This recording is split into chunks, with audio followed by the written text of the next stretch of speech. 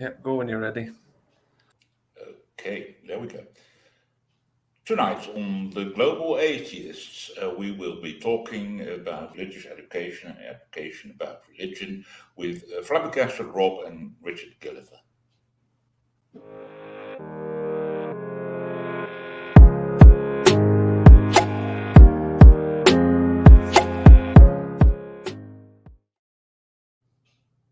Hello, welcome to the show. Flabbergasted Rob for me and you face to speak with, and Richard Gilliver. Please introduce yourself a bit, and I'm Hein. We'll be talking about religious education, education about religion. Rob?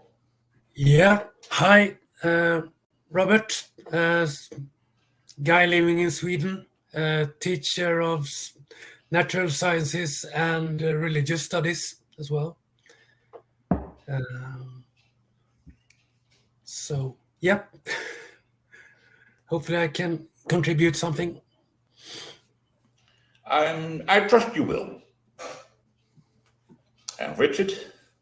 Yeah, my name's Richard. I'll kind of just talk about stuff on the internet.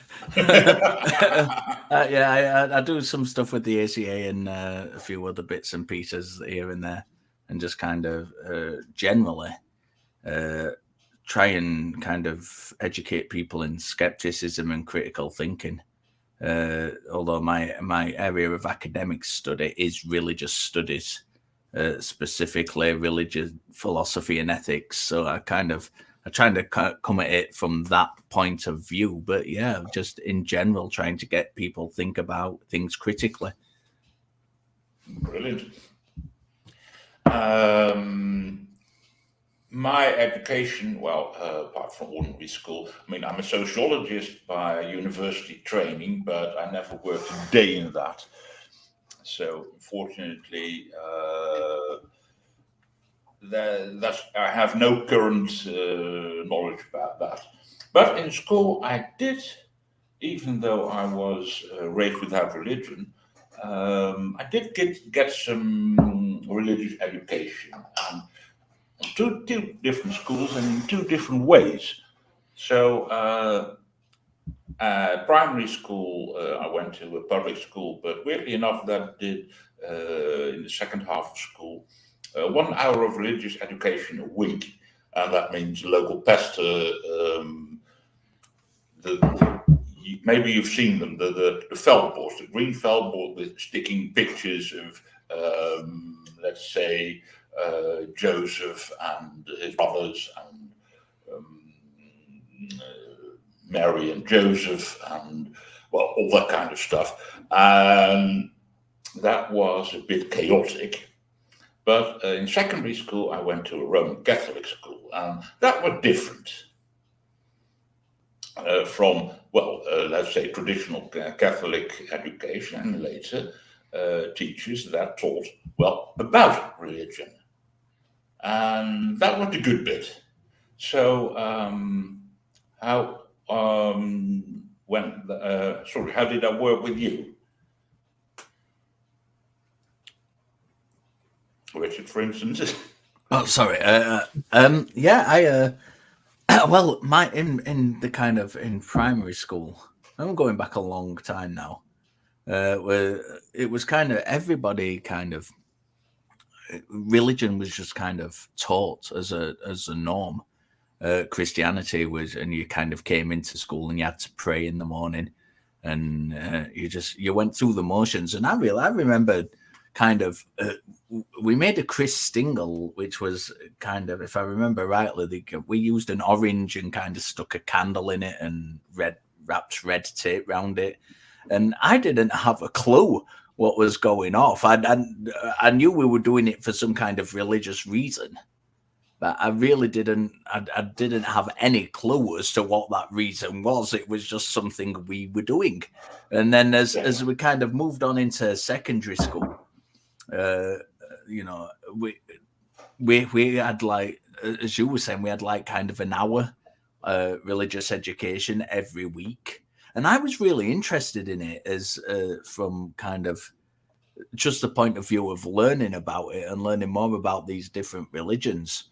And but we really had no education in it as such. It was so little and so vague that you didn't really learn anything. So as I got older and I learned more about religions and got more interested in religions. As I was kind of reaching my mid-teens, I took a real interest in kind of like why people believed in these different religions, because the city I live in and grew up in is multicultural. So, we're exposed to kind of, Islam as well as Christianity and stuff. So it was really interesting for me to kind of get that wider perspective. And I was always really interested in why people believe this. And as I started kind of going into the city centre, as I was getting older with my friends, we kind of saw street preachers, if you like, and I always wanted to sit and talk to them and kind of find out what their aspect was. So I started doing kind of street epistemology 30 plus years ago, before I even knew what street epistemology was, kind of asking people what they believed and why. And, my interest just kind of grew and sprouted from there. But that's kind of my early years, if you like, my formative years in exposure to religion and religious education. Yeah. And how's that in Sweden, Rob? Well, most of our schools are purely secular.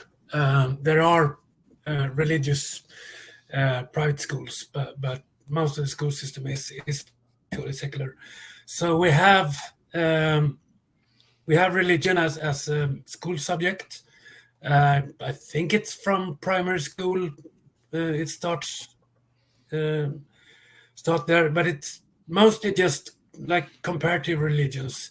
You learn about the religions: Christianity, Islam, Hinduism, Buddhism, the big five usually.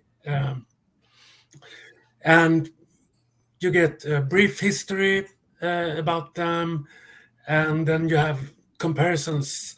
What are the holidays? What are the religious practices?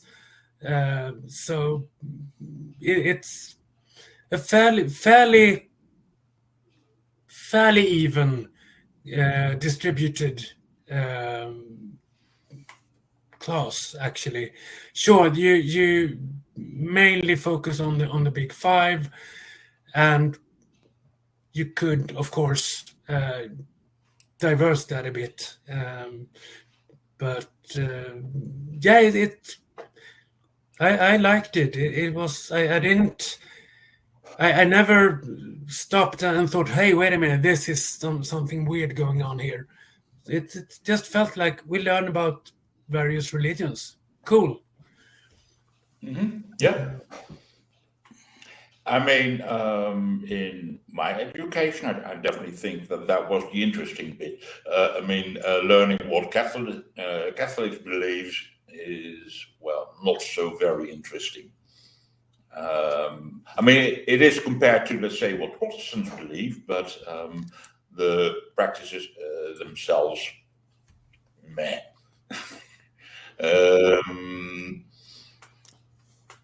I must also add to that to till this day, people who have religious or religious ideas is something that other people do. It's never been part of my life.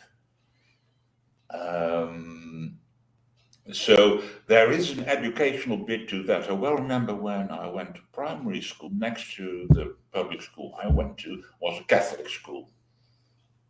And they definitely did think differently, as in it was a bit more, how do you say that, regulated, as in when the school bell rang, they paired up and went into the door, the pupils, that is.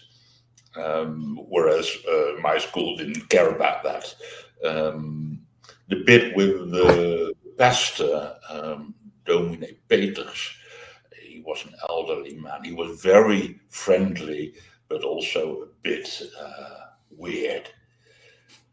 And so essentially it was Bible stories, and he didn't do anything about, let's say, we should believe that. Probably because it was a public school. Public schools in the Netherlands are supposed to be religiously neutral.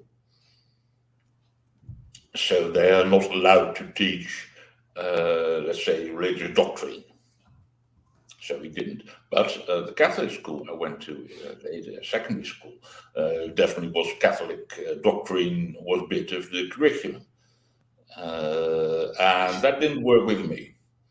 As a matter of fact, when I went to become a student there, or a pupil, I had a talk with the principal, who was a Franciscan monk. Well, I'm not Catholic, I'm not even Christian. How do we go about that? Oh, you don't have to go to religious education. And so I decided, so I will. And I did. And it was quite interesting.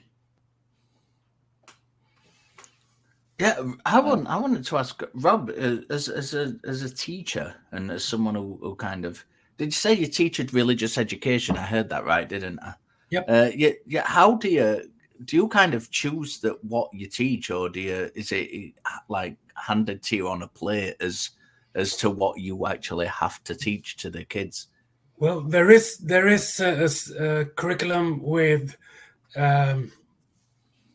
sort of the central pieces, the central content, but you are fairly free to organize the classes in your own way, but you have a central content, and you have the criteria for the evaluations to give grades. Yeah. So there it can say, for instance, the students must be able to account for the most common holidays in the great religions, for instance. But it's not so specific to say, okay, you must know the 10 Commandments, for instance. It's not that specific, but you have to have a basic knowledge about the most common religions. Do you find that's a good thing? Do you think the kids kind of respond to that positively, learning about all the different religions? I think so. I haven't really thought about it since this is all I know from my own school. I've never been in some other kind of school like the ones you're talking about. Yeah. So yeah, I think, I mean,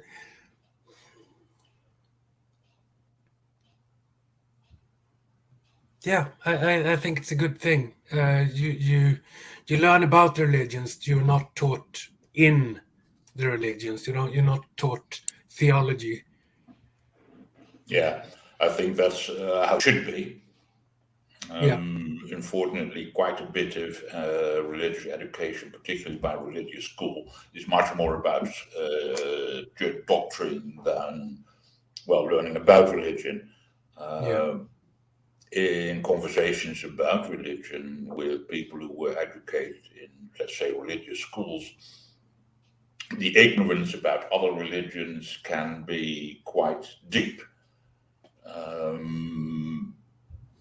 From, let's say, not understanding it to simply, being dismissive about other religions. And I think that in a modern society, we need to know more about other religions or other people to, well, understand them and respect them. I mean, I'm an atheist, but I'm not an anti-religionist or something like that. Yeah, that's what I come across that quite a lot, and obviously in the in the communities that I kind of go in, especially the atheist ones, is there's a lot of like hard anti-religious sentiment, and from kind of one angle, I understand that, because a lot of these people have been harmed by religion and come out of religion and actually been harmed by it. So I do understand where that comes from. But Certainly. from my own perspective, well, obviously, I mingle with a lot of religious people a lot of the time, you know, doing the academic stuff that I do. A lot of the people who are kind of doing the same course as I do, and in the same, looking at the same academic areas I look at, are religious. And, you know, I've spent a lot of time sat in mosques sharing Eid meals with people, or up in Buddhist monasteries, you know, sharing meditations with people. And you know, so although I'm an atheist and I'm a skeptic educator, I'm also someone who really kind of enjoys spending time amongst people who, it's not, see, some people, they see me, especially if I'm doing the call-in shows or whatever, and they see the kind of combative side where you're kind of taking calls and, you know, having, or if I'm doing a debate or whatever, they see that side of it, where you're having these arguments with religious people. But that doesn't necessarily mean that you're being disrespectful to them. And you can have these conversations in a respectful way. And it's not a case of just attack. It's a case of genuinely having a conversation and genuinely listening. And I think that's really important. It is from my perspective as well. Although, like I say, I do understand that there are some people who've come out and been harmed by religion who do have that kind of hard edge and that anti-religious sentiment. And that's fine if that's their experience. Certainly. I know quite a few people who've been there, and getting rid of that background is painful, and that people are angry. And I mean, the angry atheist, we all know the trope. I understand that. I mean, I've never been there because I've never been religious, but I think that if I were in the position as people were, I'd be the same. Yeah. So yes, I understand that. Robert, did you come from a religious background yourself, Robert? Have you always been in it? I've got a poor one Swedish person I know to kind of to look at in this. So I was just wondering kind of what your experience was with your own. Generally, no. My parents, both atheists, never any religious family or like that. When I was a kid, I did have a small gilded angel that I had above my bed, and for a time, before going to bed, I made an evening prayer and just said, "Thank you for tonight. Thank you, let me sleep well," sort of. But I don't think I ever actually believed. It was more like just, I don't know, something I wanted to try, I guess. I don't even have a clear memory of my thought process at that time. Mm-hmm. And I didn't do it for very long. But I mean, I loved reading about various mythologies as a kid. And I read the Roman, Greek, Norse, Egyptian, and also the Bible, children's. There was an edition, the children's Bible, which were what do you call it? Abbreviated, a shortened version, a simplified version of the stories. So I read it, and yeah, it was kind of fascinating. But no, I didn't have a a serious belief, and the little belief I had at one point, it quickly just disappeared. Do you think, from your experience and from having that exposure to lots of different ideas and different mythologies, help you kind of break out of thinking that? Yeah. Absolutely. I think it because I think I saw Christianity just as another mythology. So when you don't give it the special position in regards to every other religion or mythology, then there's really no incentive to believe that one over any other. Yeah. Yeah, that makes sense. I mean, I had an interesting bit in that my mother was raised in the Dutch Protestant church. The Dutch Protestant church isn't something like an established religion in the Netherlands, but it was one of the mainstream churches with something like, at one time, something like 40% of the Dutch were members of that church. But she left the church shortly after she married, and she taught her children about that, but also about Germanic mythology, stories about Wodan, as we call them, and I have fond memories of that. But it also essentially made that another mythology, and I read quite a bit of that later in life from the library.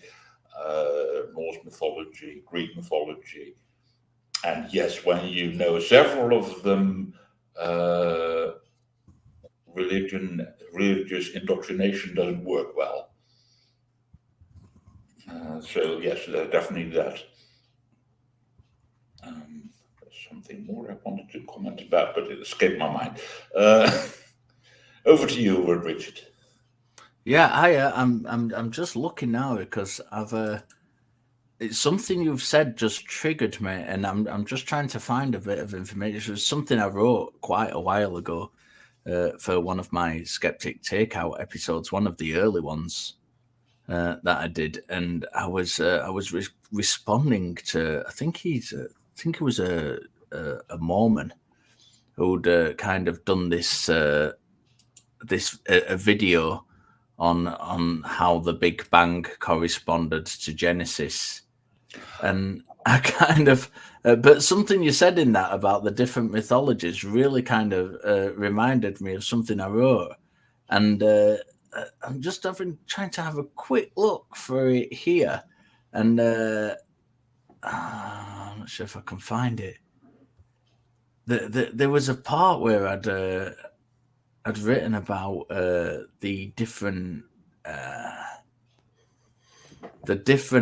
kind of creation myths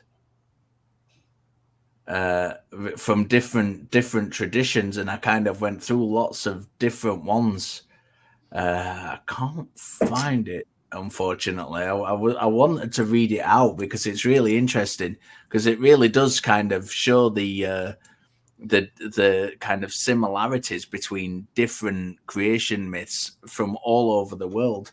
Yeah. But in such a way that it's not that we all have some innate knowledge of some secret religion, but because of the kind of the way we interpret the world, we kind of come up with similar ideas, and I think that's really our brains work interesting. the same. So yeah.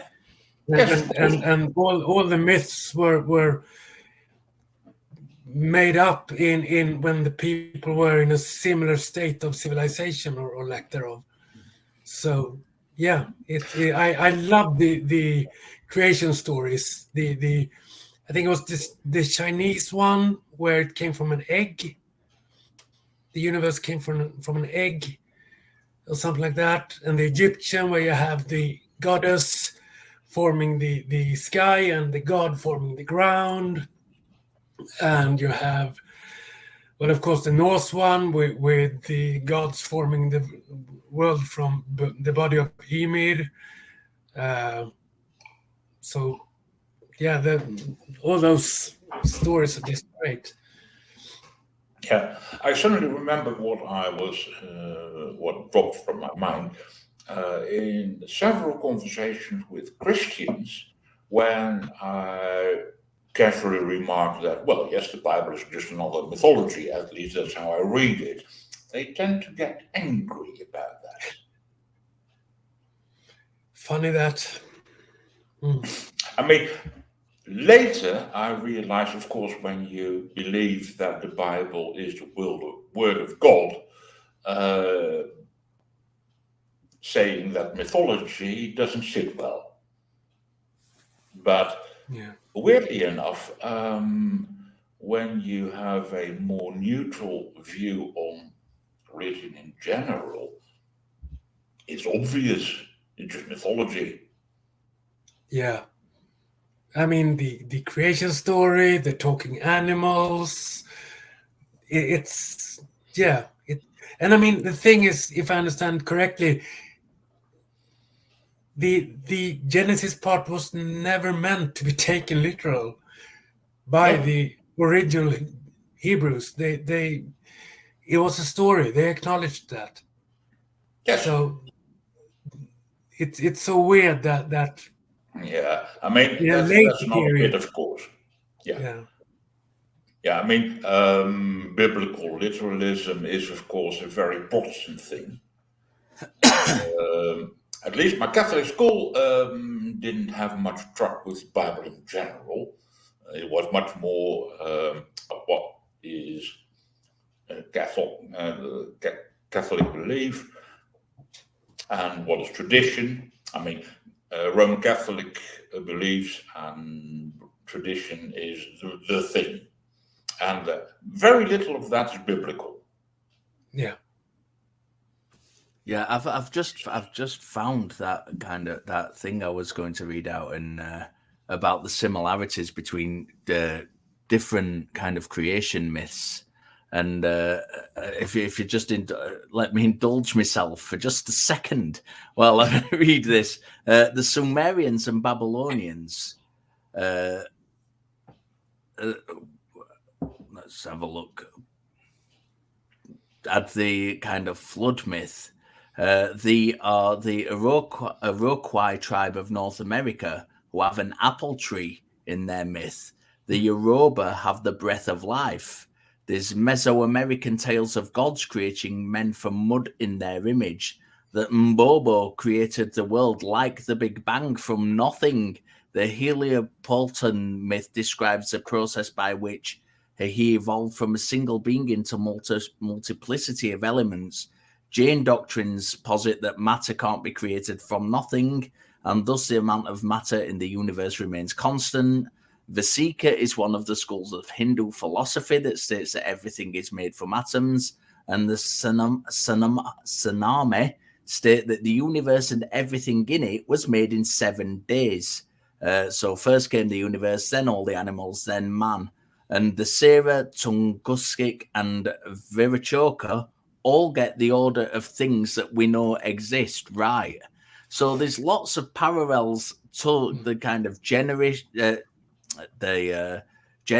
story there, and there are things in other creation myths that more reflect what we know now than the kind of Genesis myths. And that was just kind of a few I picked out at random in response to this one video. Yeah. But I mean, it's the what do you call it? It's a specific fallacy, isn't it? Where you, sure, if you write a long text, something will happen to be right. It's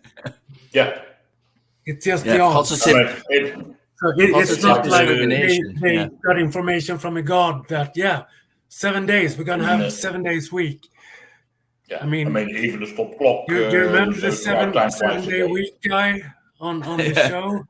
Yes. Oh! He's funny, Mr. Delicious. I remember him well.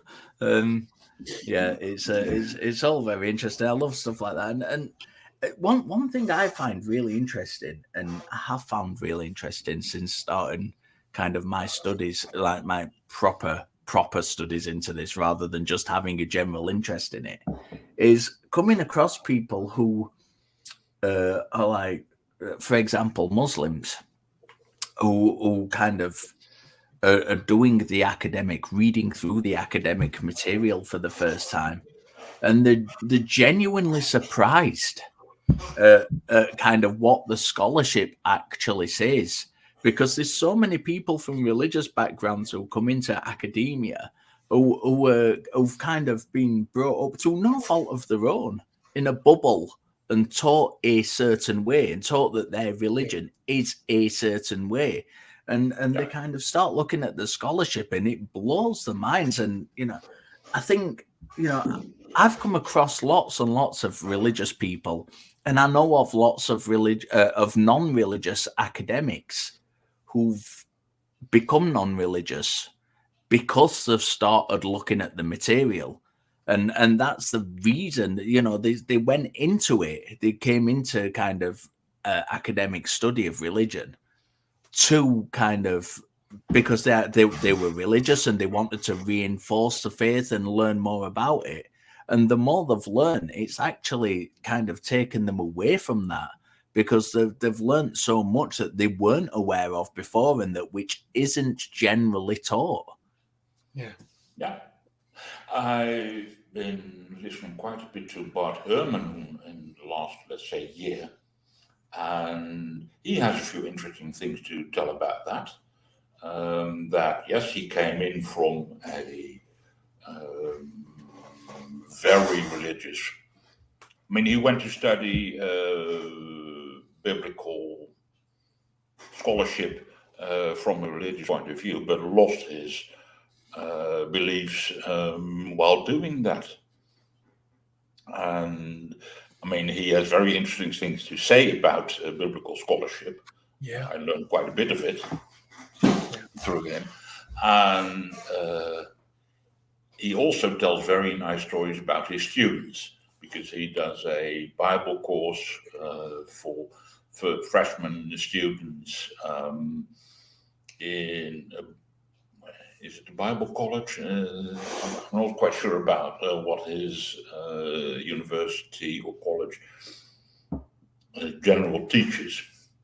But most of his students get into his course because, well, I'm a Christian, I'm supposed to know about this, and they get a nasty surprise. Yeah.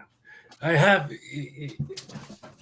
one of my old textbooks, the New Testament by Ehrman. And this one is a bit old. It's from let's see, it's from 2000, but it's great. It goes into detail about the compilation of the New Testament and why the Gospels are different, and the reason why it doesn't match up. And this just gave me quite a lot of revelations, lack of a better word, when it comes to understanding what the New Testament was. So I can really recommend that one. In general, I mean, oldie but goldie. Richard, you're muted.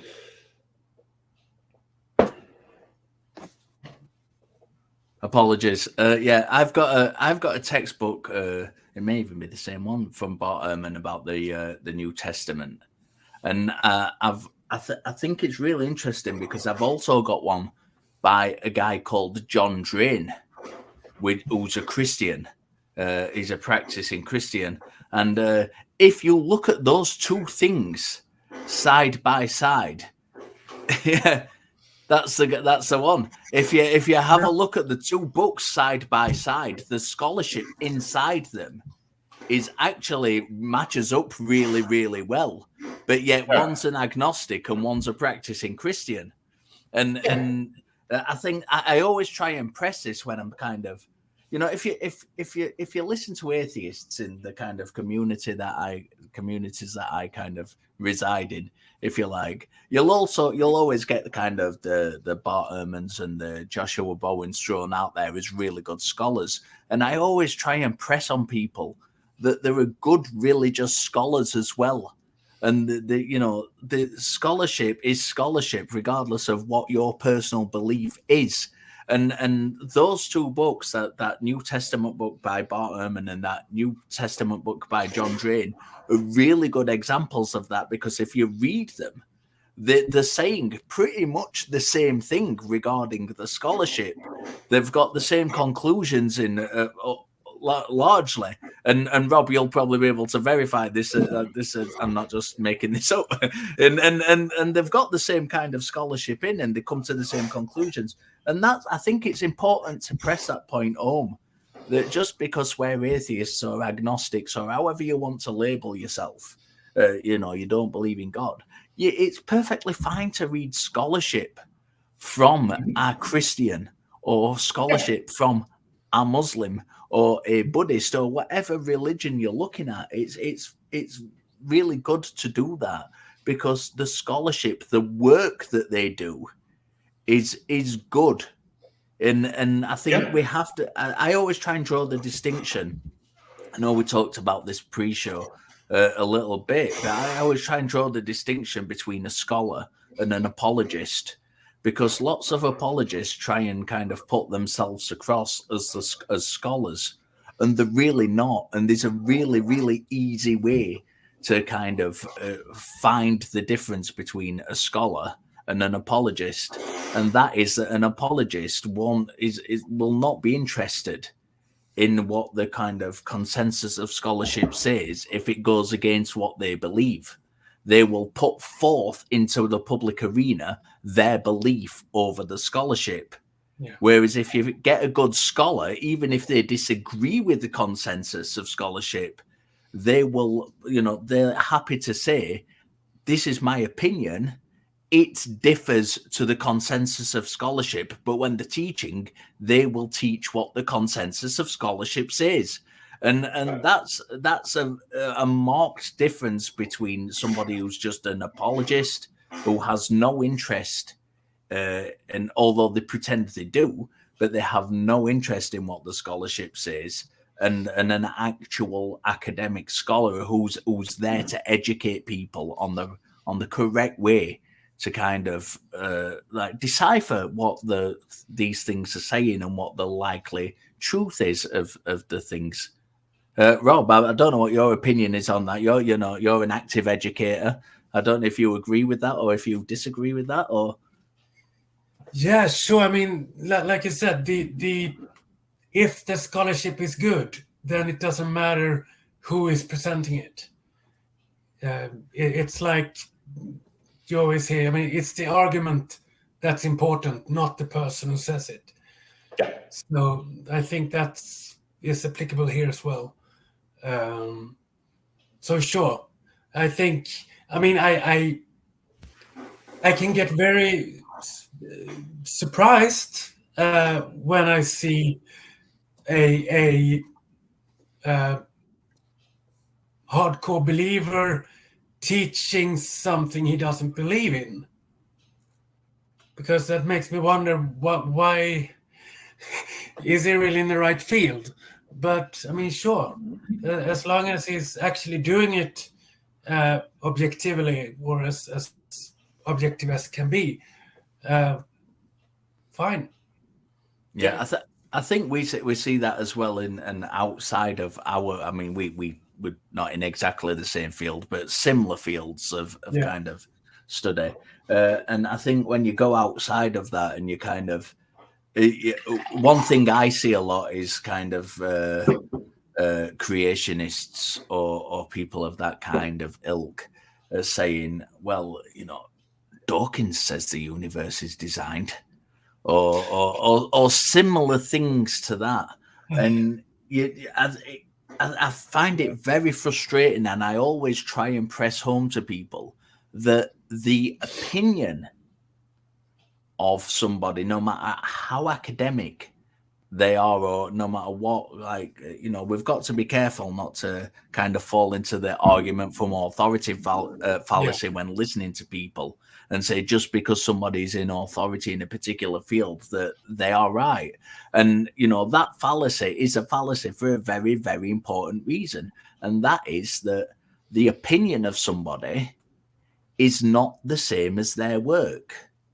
And there's a lady on Twitter who's an apologist, and she's also an astronomer, and she's a very good astronomer, but she will very often conflate the kind of her opinion on the fact that she believes that God made the universe with the scientific evidence we have, which doesn't say anywhere that God creates the universe. And, you know, I press her very, very often, and much to her frustration, on the fact that these two things are very, very different things. That someone's opinion on something is not their work. And if you want to say if you're trying to put forward from a scientific angle that God created the universe, then that work should show up in the scientific papers that are there, and it simply doesn't. And we have to make this marked difference between the work that a scientist does and a scientist's personal beliefs, which are two very, very different things. Yeah. I mean, I sort of understand that when the person saying that is not of an academic background. I mean, part of an academic education is learning to make that difference between opinion and scholarship. And I mean, as I said earlier, I'm sociologist by education, and there are quite a few different schools of thought in that science. If you want to call it a science, it's a social science. And I don't agree with every school in that, but I'm supposed to know at least what they say. And when I talk about that, to reproduce that faithfully. I mean, that's obvious, but quite a bit of my university training was exactly understanding that, why you do that. Yeah, exactly. I mean, I think anybody who's been to university will kind of understand that. The first 2 years of my university training were that nothing to do with my subject speciality.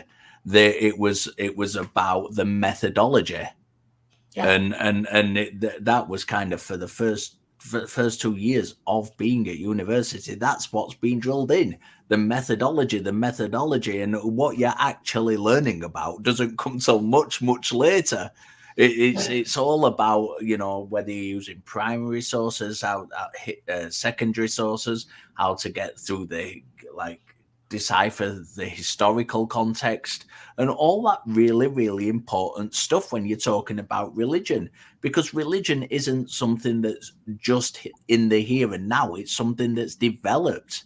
And, you know, when from an academic level, and I'm sure Rob will kind of know that I've heard this 1,000 times as well, but you don't have a Christianity, or you don't have a Buddhism. You have Buddhisms, or you have Christianities, because there are so many different kind of variants into the way it's kind of come about and been developed. There's a very good book by Dermot McCulloch, which is called The History of Christianity. And that goes into, I mean, it's a really, really thick book. And it's like, it goes into all the different ideas, and I see Rob's got that on his shelf. I just know that he's going to pull that off his shelf and show us. Good work. I don't have that particular one. I have a similar one. Yeah, and it really is so in depth and talks about how how the Eastern churches went off in their own direction and how they could have actually been the mainstay of Christianity. These Eastern churches, had it not been for the rise of Islam, and those things being like shut off. And it's so interesting getting into all that side of the historical side of it is so important, and that's why knowing how to assess these historical claims are so important, and it's why that methodology is like drilled into you as an academic before you even start doing anything which is even vaguely related to your subject speciality. And I want just to make a tangent there. Let's say that every person in the world had been taught about primary sources, secondary sources. If we never, ever heard the argument, well, the Bible says it, so then it must be true. If we never got that argument, how would religiosity and Christianity had they developed at all, or would they just have had fizzled out? Because that is so common, that argument. The argument that the Bible is the evidence for this stuff in the Bible. It is, and very often you'll find that argument coming either from one of two camps. The first one is people who've never done any kind of research into the scholarship whatsoever. And when I say research, I don't mean watching a YouTube video. I mean scholarship wise. Or it's come from people who are like professional apologists who really don't give a shit what the scholarship says if it contradicts what they personally believe. And I think that they're the kind of two camps that you get that argument from, because there's a reason. There is a reason that kind of Orthodox churches have a liturgical calendar where every 3 years they recycle the same things, and that's because not all the Bible is fit for the consumption of the people who believe. Because if you start teaching the people in the pews that God commanded soldiers to go and kill men, women, and children, and take the virgin girls, not only take virgin girls as spoils of war, but also divide them up amongst the conquering soldiers, and even give a portion to the priests on behalf of God, then that casts God in a rather different light. So there's very good solid reasons why these things aren't taught. And it's not that in the mainstream churches, and I'm not saying this as a blanket statement, because there are fringe religious organizations which will kind of not be aware of this because they simply don't read the Bible and they just teach backstreet religion. But like the kind of mainstream, your Catholicisms and your Anglican churches and things like that, they're fully aware, because when you become a priest or when you become a vicar in the Church of England, you actually go to university and you learn this stuff. You learn theology and you learn the background of the church.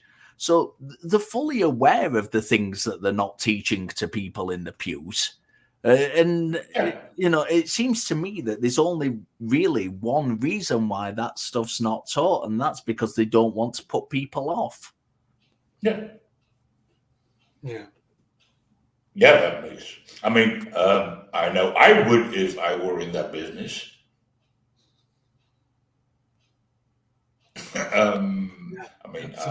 Maybe it's not quite fair to depict the church as a business, but on the other hand, it really is. Yeah, some of them certainly are. And so, of course, you don't want to teach what the Bible in general teaches. you just want a nice bit. Yeah. I mean, that's one of my little peeves, that essentially every theology depends on specific readings of the Bible and leaving out the inconvenient bits. Yeah. Yeah. I mean, if you look at It's the certain... cherry picking. Sorry, Rob, go on. Yeah, no, I'm just gonna say it's the cherry picking that goes on, that you just get this piece and this piece and this piece, and Jesus is great, and then you just leave the rest of it. And of course, let's say the Old Testament. I mean, Christians are deeply confused about the Old Testament, or at least they like bits of that, let's say the Ten Commandments, but they don't like the other rules set by God. But they do like the bits about homosexuality. I mean, that's bad, but the bit about, let's say, how to dress and how to get your hair. Let's not talk about that. Yeah. And I mean, I understand why people do that, but it's of course also highly disingenuous. Yeah. I mean, it's your holy book used a lot. Yeah, this isn't just in the kind of spirit of fairness. This isn't just a Christianity thing. No. You know, this is spread through lots and lots of different religions, and I think for me, through the interactions I've had, I think one of the greatest challenges for me when speaking to people, and I know it's not going away from education, because it's what we do when we're on these shows and things, we're educating people. So I think going away from academic education a little bit, one of the things that kind of I've noticed is that of all the major religious groups, it seems very much like Muslims are really in a tight little bubble where they're taught the same kind of nonsense over and over, and they're taught and it seems to come from a very small kind of group of sources. That's Sorry. No, it just seems to come from the same small group of sources where they're talking about the same thing, and you hear the same arguments that have come from this very, very, very small place, but yeah, it's such an insular kind of narrative that you hear it from whether you talk. You can be, and this is the difference, I think, between Christianity, because you can talk to a Christian apologist and kind of get the same set of arguments. But you can talk to Christians from other areas who aren't necessarily into apologetics, and they'll try and defend the religion, but it's from a completely different perspective. But in Islam, you can talk to somebody who's in Iraq, or you can talk to somebody who's in London, or you can talk to somebody who's in New York, and you get exactly the same arguments, because it's so kind of bubble-fed, the apologetics within Islam, that it's so widespread that you get the same thing time and time again. And it makes it frustrating to kind of constantly rebut the same arguments over and over. Yeah, I mean, like you say, I mean, we have several thousand Christian denominations, and I don't know how many Islamic denominations we have. I mean, we have a few, two big ones, Shia and Sunni, and I bet there are a number of smaller ones, but I don't have I haven't heard that there are nearly as many various denominations. Of course. So, like you say, it's much more tightly held together. Yeah. I mean, Islam never had something like the Christian Reformation. I mean, the Christian Reformation unleashed the many thousands of churches and sects in Christianity.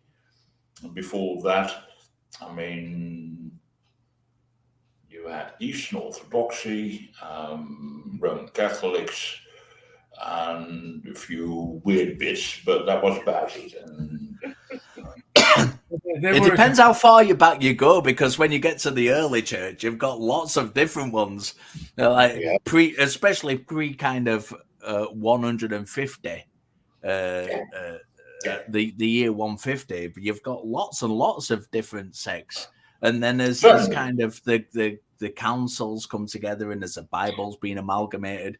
They generally tend to get smaller and smaller kind of variations, but that's largely it's not because naturally they kind of all agreed on everything. It's largely because you kind of got people for in some cases political purposes ganging up on other people and saying, no, your opinion's wrong, out you go, you're no longer a real Christian. and then it kind of develops in, it's a very black and white way of putting it, but that's kind of what happened until by kind of like the 300 to 500s, you get this kind of orthodoxy in both the Eastern and the Western church, which is kind of becomes mainstream. And then it's not until the Reformation comes along that you kind of get another major schism. But in the early church, there was lots and lots and lots of different ideas and beliefs. I'm in no way an Islam scholar, but as I understand it, in early Islam, that was the case as well. They were. I mean, if you have a look at, it's really interesting to me talking to Muslims, because one of the major arguments you get from Muslims is that, well, you've got to read the Quran in Arabic, because if you understand the Arabic, then there's no kind of way to misinterpret what it says. It's perfectly understandable in Arabic, and yet in the kind of 10th century, you had people coming along saying, I need to write these volumes. You've got people writing 30 volumes of treatises on the Quran on how to kind of interpret it properly, because there were so many different interpretations. So it's simply not the case. It's not the case at all. That if you read the Arabic, there's no way to misinterpret it. That's just an excuse given by people because people who read English translations disagree with them. I've been told by Islamic people who do know Arabic that roughly 10% of the Quran is gibberish. Well, I don't know about that because I can't speak. I don't know if that's true. I don't know Arabic. I am not a Muslim. So, but I mean, it's not so clear cut as they like to present it. No, that's certainly the case. Yeah. Rob, what's your kind of? Have you got a background in Islam? Or do you kind of have an opinion on this? Specifically, we studied it a bit when I got my education in the religious studies to become a teacher in it.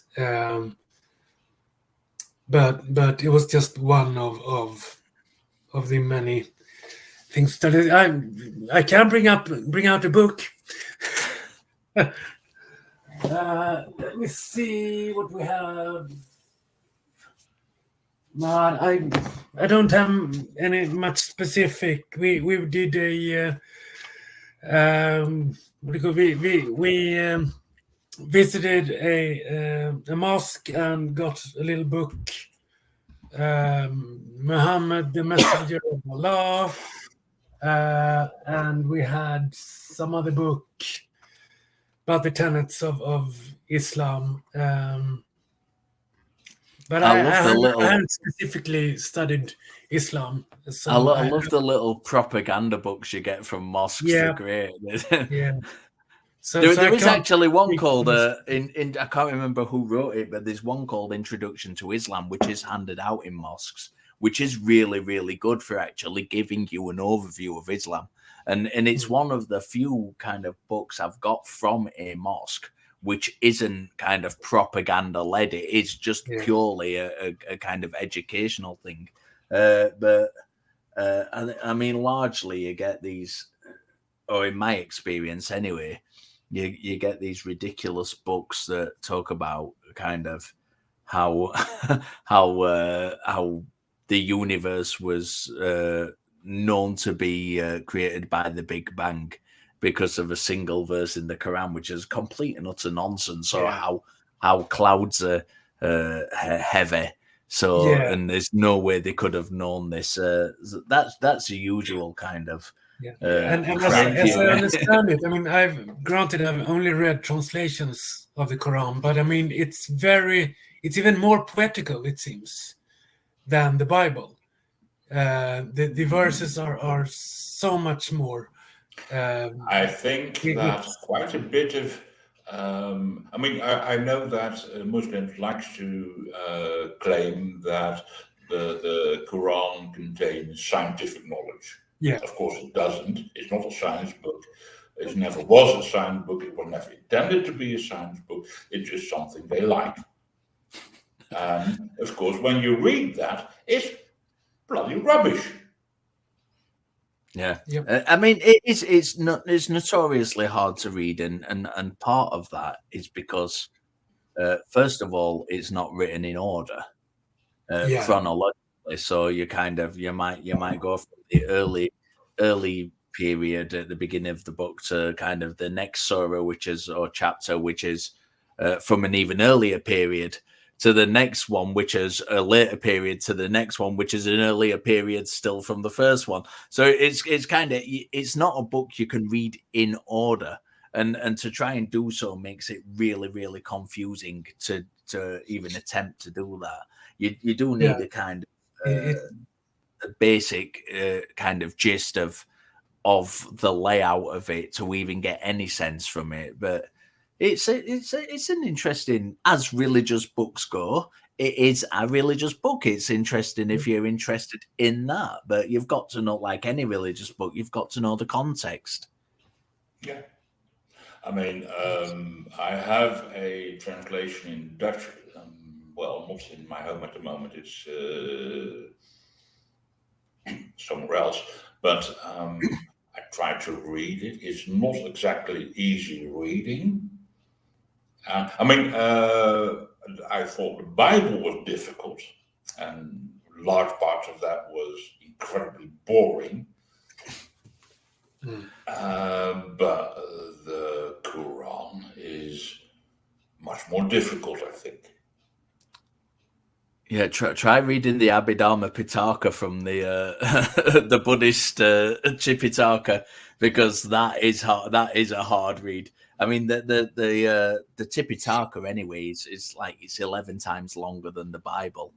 But when you get to it's split into, it means 3 baskets, and it's split into 3 parts. It's split into the first part is kind of the formulations of the it's a Buddhist text, by the way, which I've neglected to mention just in case anybody's wondering. It's the first part is about the rules that the nuns and the monks follow and the formulation of those rules, and that is an interesting read, especially when it comes to sexual misconduct. And then the second part is the kind of the teachings of the Buddha and his followers. Largely, and then the third part is the philosophy, and that is even amongst Buddhist scholars, that's notoriously hard to kind of get your head wrapped around. So but if you're immensely boring like I am, and you happen to have a hard copy of virtually the whole thing, like I have on your bookshelf, then it can be interesting to kind of dive into on occasion. Okay, Well, we're about the hour now, so I think it's time to wrap up this conversation. Rob, anything you would like to add to the conversation as a final thought? Not really. Good ideas. Good talk. So no, I don't have anything extra. Yeah. I would essentially go wrap around a bit that the idea teaching in schools about religion is a very useful thing. Teaching particular religious doctrine, not so much. Richard, your ideas? Yeah, I appreciate what people like Rob do and going to schools and kind of teaching Certainly. people comparative religion. My wife's a teacher. My wife is got a degree to I don't know what the technical term is. She's an RE teacher as well, amongst other things that she kind of does, which I've lost count of the amount of degrees she's got and what they're in. But one of them qualifies her to be an RE teacher. So yeah, and I think I'm hugely appreciative of people who go into schools and kind of teach people these things. I think it's very, very important, and I think education in general is very, very important. It's why I spend so much time doing what I do and talking to people about it and trying to get education across, because it's very important, because atheists aren't skeptics, and I will never ever shut up about that. And just because somebody doesn't believe in a God, it doesn't mean that they employ critical thinking, because you get plenty of people, and it's evident in the country I live in, where hardly anybody's a believer in God, but everybody believes in ghosts. So it's very important to kind of get skepticism across, and not just kind of atheism and not believing in God is just kind of the first step. And the next step is kind of education in critical thinking and skepticism, and not believing anything without a good reason to do so. Yeah. Stay in school, kids. Yeah. Hey, and in general, people, educate yourself. It's worth every bit of effort and time. Thanks for joining us for this conversation, and see you next time at the Global Atheists.